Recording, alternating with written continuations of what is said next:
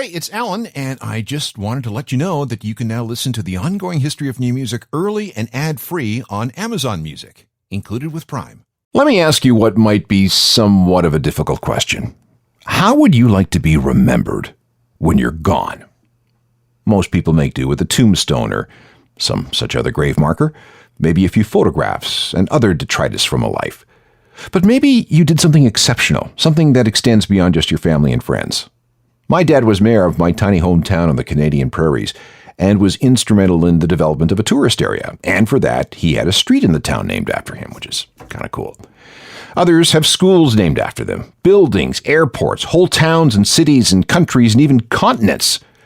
North America, for example, is named after an Italian cartographer named Amerigo Vespucci. You get the idea. Another way to achieve this sort of immortality is to have something in nature named in your honor. Turns out that this is a great way to pay tribute to rock stars. Sit tight. We're going to spend the next hour learning a few Latin terms. This is the Ongoing History of New Music, the podcast edition with Alan Cross. Hello again, I'm Alan Cross, and I'm going all science guy on this edition of the Ongoing History of New Music because we are going to jump into the exciting world of scientific nomenclature. Wait, where are you going? No, hang on. This is actually going to be fun. Sit down. Let me explain what's going to happen here. The Bible says that Adam named all the species on the planet and that he did it in about half a day. This is what the literalists believe.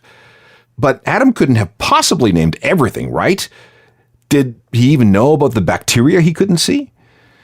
Today, there were firm rules about naming the living things on this planet, and these rules can be traced to a guy named Carl Linnaeus, a Swedish scientist, who came up with the idea of using Latin for naming and classifying things both living and dead. He called this taxonomy. Latin is perfect for this because it's a dead language, it's not used by anyone or anything but the scientific community, and therefore completely neutral. No one can get offended or upset by the use of Latin names, and once affixed, we can agree internationally on these official scientific names. Now, these rules have been standardized over the decades by international codes that cover everything from bacteria to whales, and from extinct species hundreds of millions of years old to the newest bug found in the intestine of a snake in the Amazon. One of the rules is that whoever finds a new thing is allowed to give it a name, as long as they follow the standard nomenclature rules. And should a scientist or whoever so desire, he or she can choose to name their discovery after a famous person or group. And that's what I want to talk about first. Consider this part music history and part biology class. And please forgive me for the inevitable mispronunciation of these things, because Latin often defeats me. We begin with the lowly trilobite, one of the planet's most successful early animals. We think that there were at least 17,000 different types of these beetle-like things plying the oceans beginning over 500 million years ago, and we think they survived more than 270 million years. Okay, that's a lot of trilobites, which means we need a lot of names. In 1995, a new version of trilobite was discovered near Nunavut, and it will forever be known as a Grotocellus jaggeri, after Mick Jagger. Why? Don't know. Maybe the discoverers considered him to be a fossil too. The same scientists, a couple of dudes named Adrian and Edgecombe, who found that trilobite, also found another one, and they called it Parahedalus richardsi, after Keith Richards.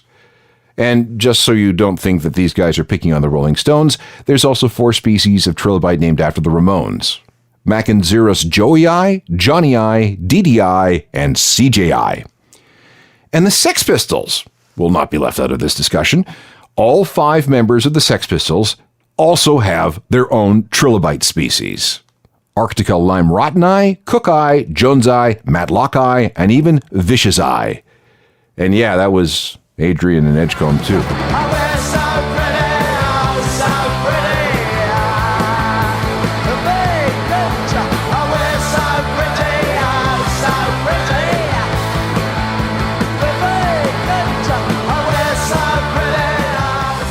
The Sex Pistols, who along with the Ramones and half the Rolling Stones, have a species of ancient trilobites named after them. Now, Let's move on to insects.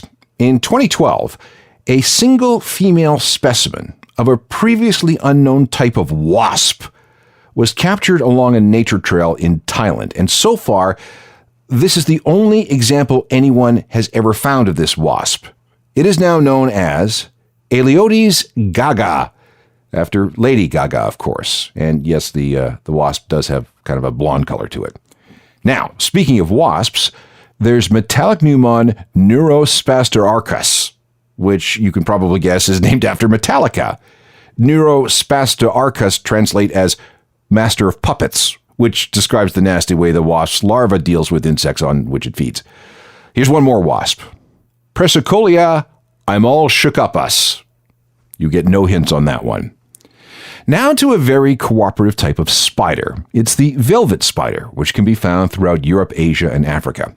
In 2012, an international group of biologists who have made it their life's work to study velvet spiders discovered a brand new genus. Unlike his relatives, this guy likes to live underground. You can see where this is going. It took about 5 seconds for someone to connect the words velvet and underground, and that's why this species is called Luridia anulipes. And I'm sure that Lou Reed was very, very touched. And what costume shall the poor girl wear to all tomorrow's parties? Why silks and linens of yesterday. Lou Reed and the Velvet Underground, the inspiration for the scientific name given to a particular type of velvet spider that lives underground.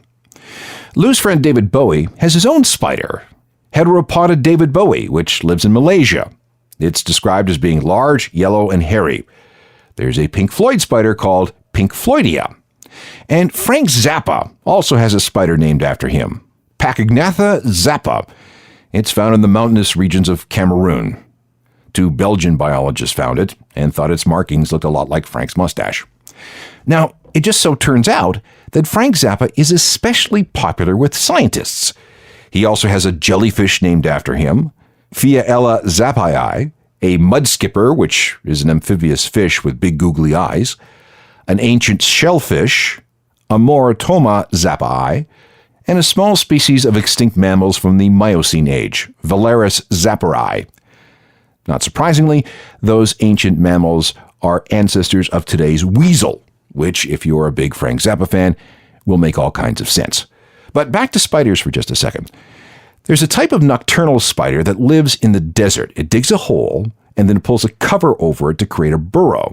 And then when an unsuspecting bit of prey comes too close, the spider leaps out, injects it with venom, and drags it back into the hole.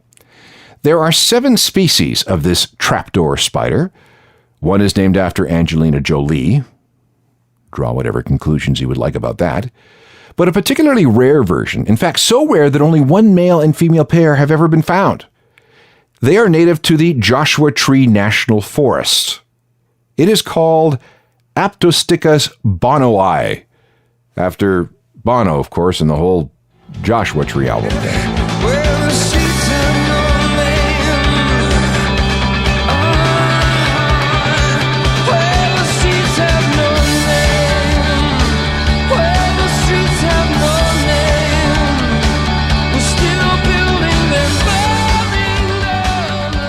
U2 with Bono, who has a vicious little spider named after him living somewhere in the Joshua Tree National Forest in California. That album was, of course, co-produced by Brian Eno, and he has a spider named after him, Pseudocorina Brian Eno. I am not making any of this up. We will spend a little bit more time with biological things in just a second, but we're not going to stop there because, well, you'll see what I mean. Hold on. You're listening to The Ongoing History of New Music, the podcast edition with Alan Cross. We are back looking at a specific intersection of music and science. How musicians and bands end up having things named after them. The Beatles have a marine worm named after them. It's called Gryphaella beetlei. It has shaggy fur, which seem to remind scientists of the Beatles' haircuts. They're not the only band with a worm. Sepultura, the Brazilian heavy metal band, has one, as does King Diamond. So does Lemmy from Motorhead. His worm is about 428 million years old, and it was given its name by Dr. Mats Eriksson, a professor of paleontology in Sweden, and it is called Calloprion kimsteri. What about a death metal worm? Well, in 2017, Derek Armstrong, an Ontario geologist, discovered the fossil of an ancient worm with giant snapping jaws. This was one mean worm. He called it Webster O'Brien Armstrongi.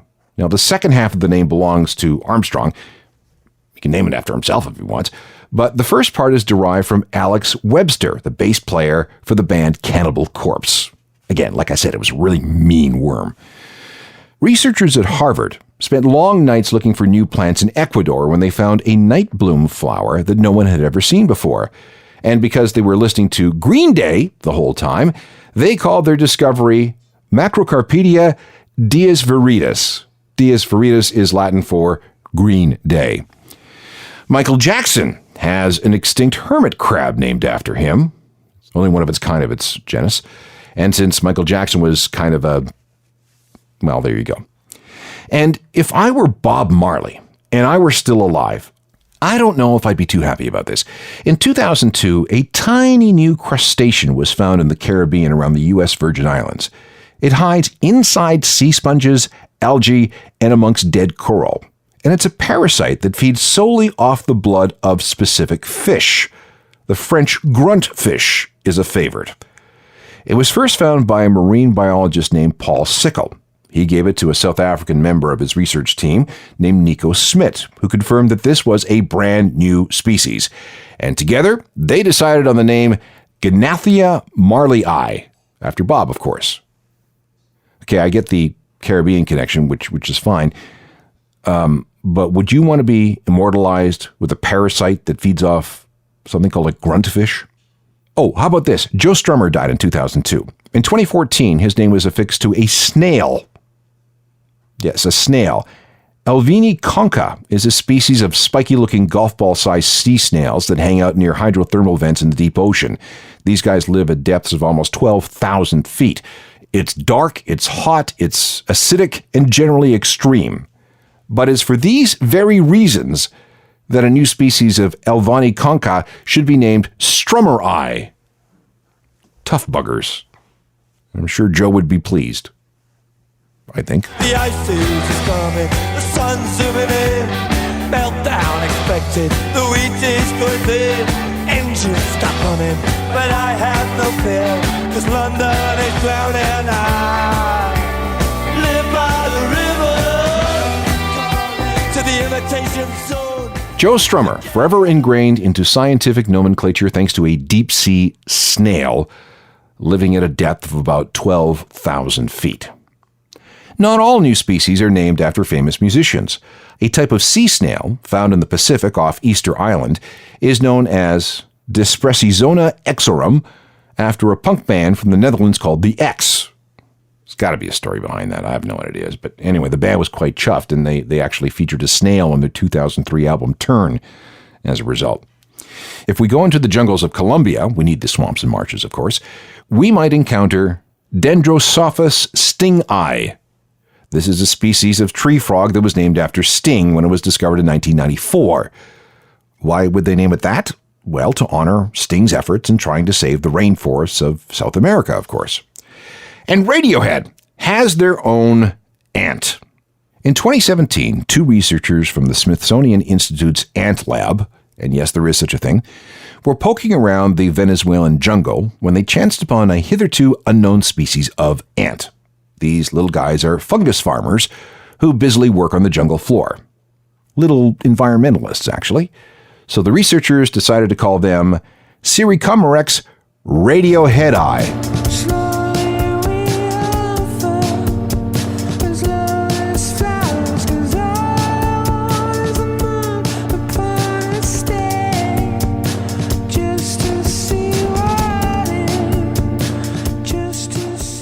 Radiohead with Lotus Flower from their 2011 album King of Limbs, and they've got their own ant on the floor of the Venezuelan jungle. All right, what else we got? Well, James Brown has a mite named after him. Yes, a mite. Jerry Garcia has a roach named after him. You can see where that came from. Mark Knopfler of Dire Straits has his own dinosaur, which is kind of cool. University of British Columbia microbiologist Patrick Keeling was part of a team of scientists who discovered some new microbes. And these new microbes were, wait for it, in the guts of a little-known species of termite. He was fascinated by the abundance and length of their flagella, which are the thread cells the little buggers used to move around, and he decided that they reminded him of Rush back in the 1970s. And now, forevermore, these Pseudocrytron nympha species will be known as P. lea'i, P. lifesoni, and P. pyrtai. And it's the last one that's creating the most excitement because it has unusual rotating intracellular structures of unknown functions. Kind of how Neil plays drums, you know? Okay, we're going to get back to Rush a little later on. Greg Graffin of Bad Religion has Kiliania graphini, which is a bird that lived in China about 120 million years ago. He's a paleontologist by training, so that's a huge honor for him. Meanwhile, I wonder what Henry Rollins thinks of the fact that he has a jellyfish named after him. Amphinoma rollinsi. Speak to Chad Widmer of Monterey Bay Aquarium. He's the guy who did it. He's a big Rollins fan. Seriously, he is. He thought, wow, Hank would love a jellyfish named after him. And it's not the only Rollins-related organism. In 2015, a scientist at the University of Bristol found an extinct worm, we're back to worms again, with a particularly muscular structure. That reminded him of Hank, and therefore this worm will be forever known as Rollinskata myopina.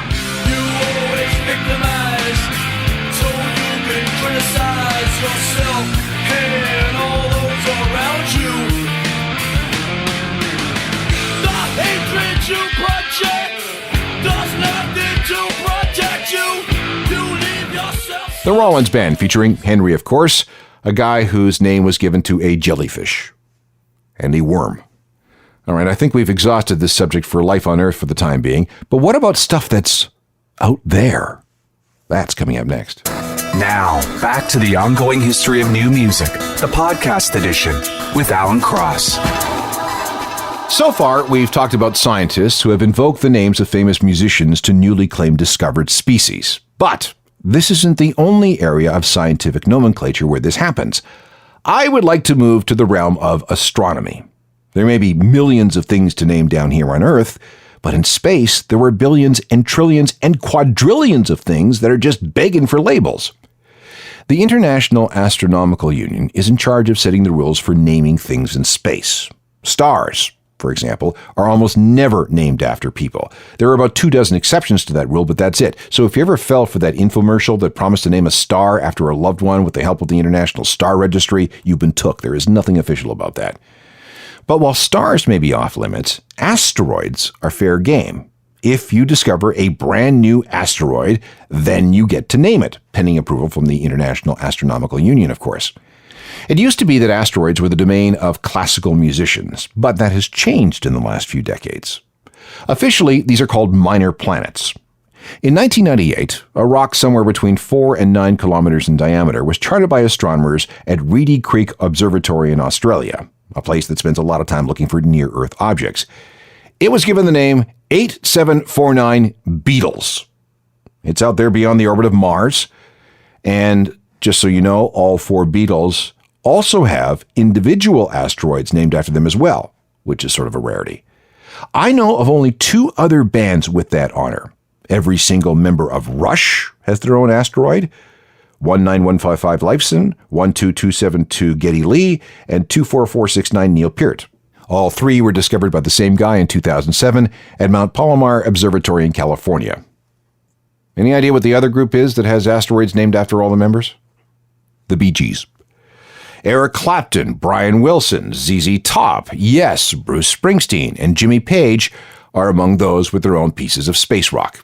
And so is, wait for it, Rammstein. The official name of their rock is 110393 Rammstein. It's not that big, about 6 kilometers at most, and it's not very bright. It's about 1/50,000th of the dimmest thing that we can see with the naked eye. But then again, we are talking about this band. Du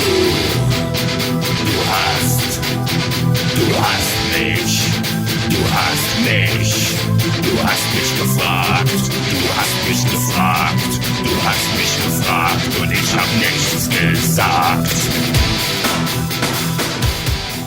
Rammstein, the namesakes of a minor planet that's somewhere between Mars and Jupiter.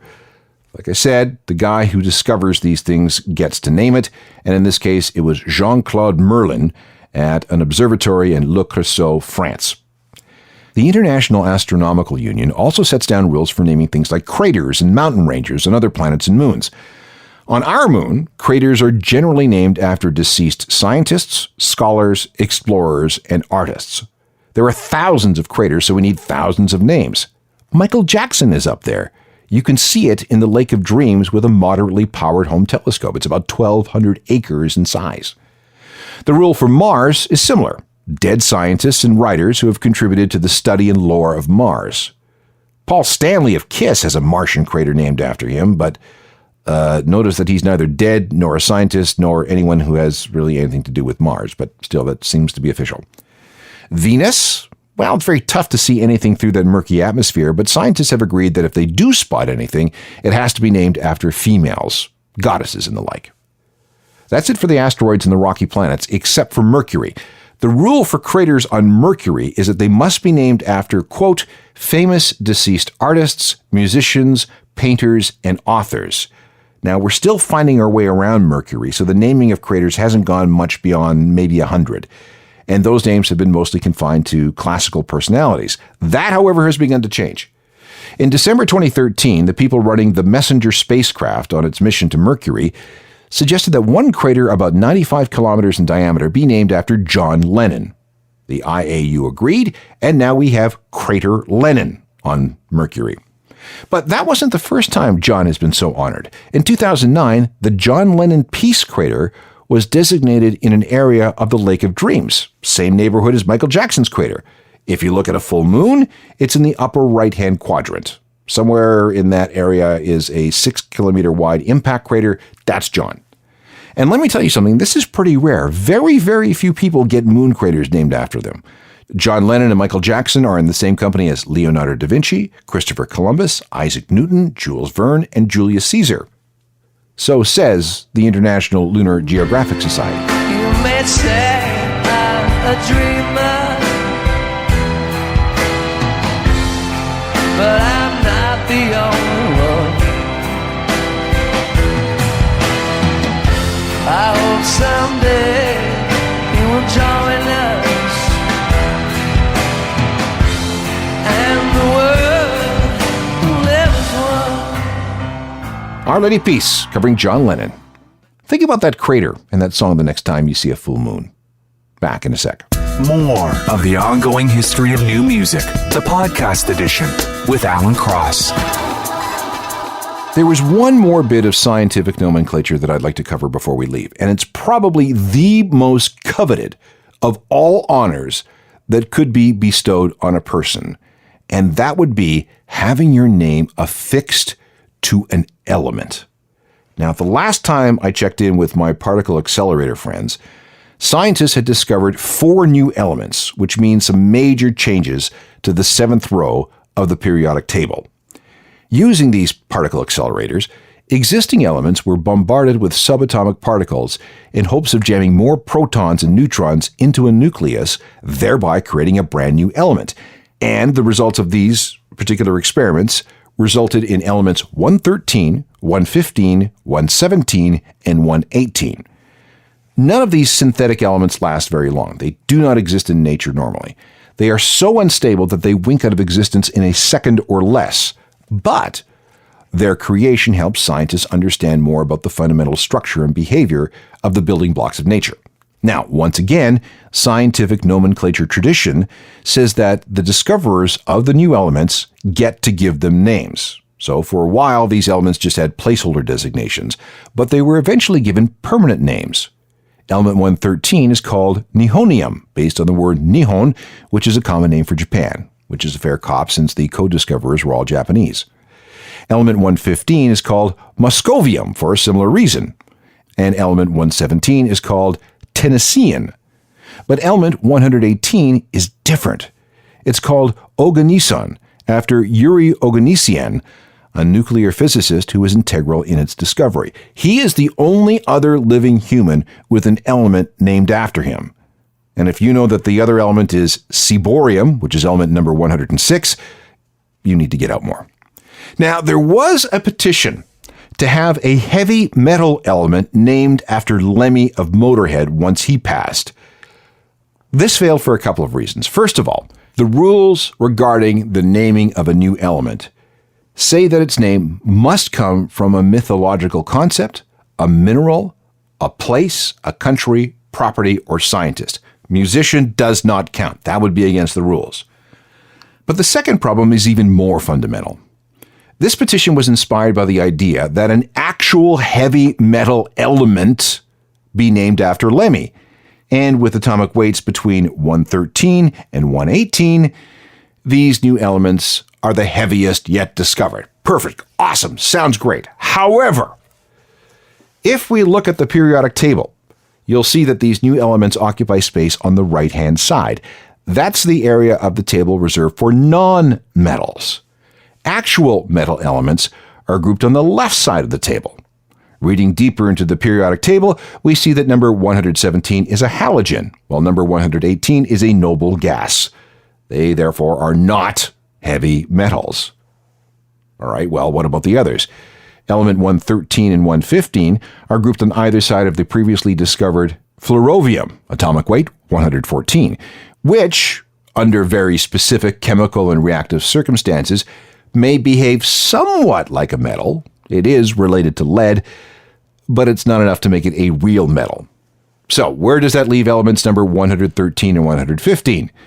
Number 113 appears to be distantly related to aluminum, but it is predicted to show transitional metal properties. Metal 115 is a post-transition element at best. So, in other words, 113, 115, 117, and 118 are not heavy metals in the way Lemmy fans want them to be. Nice try. Back to the particle accelerator. If you're new to this program, this probably isn't the kind of thing that you were expecting, was it? But it is that kind of show. You never know where the topics will lead you. We can discuss this or anything else you fancy on Facebook, Twitter, Instagram, or Google+, and you can email me at any time. I would love to hear from some particle physicists. And if you're looking for a truly different sort of music website, try mine, a journalofmusicalthings.com. Oh, and if you want this to listen to again, and why wouldn't you, it is available as a podcast. Get them at iTunes. Technical productions by Rob Johnston, and I'm Alan Cross.